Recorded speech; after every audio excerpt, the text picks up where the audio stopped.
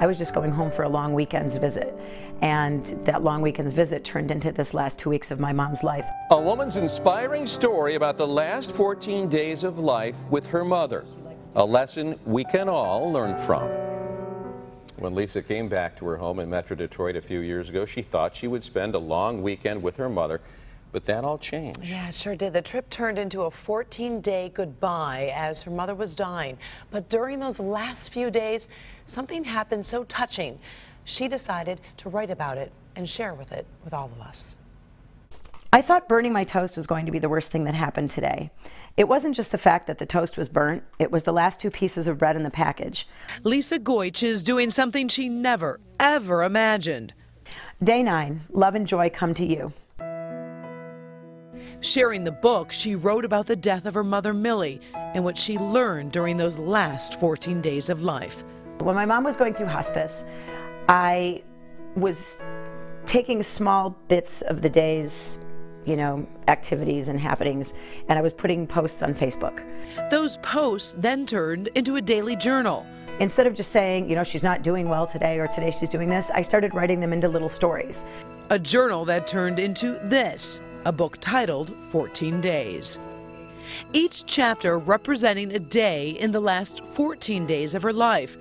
Those days, yes, filled with sadness, but also hope, inspiration, and lots of laughter. I really try to, in this book, find the humor in life, find the humor in even that moment of grief. There's always happy everywhere, and honor that person who's leaving. I tried to make it universal enough in its story that anybody could read it and find themselves in that book. Every day we take for granted everything that happens.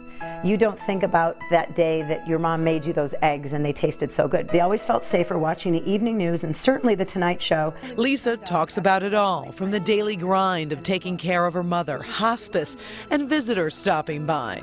If you're going to somebody's house and they're having somebody who's dying bring food, it's the best thing that I learned. It sustained us every single day. Holding her mother's hand was very important, and so was the fist pump, which Millie said symbolized. We don't say goodbye, we say see you later. So every nurse that came in, she fist bumped. Every doctor that came in, every relative that came in, she told the story and she would fist bump. Every single person for 2 weeks that came to our house, she fist bumped.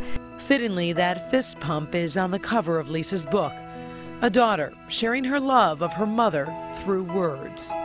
I hope that people can take away from this, when you're saying goodbye to somebody, remember their good memories while they're here. Remember their good memories when they're gone.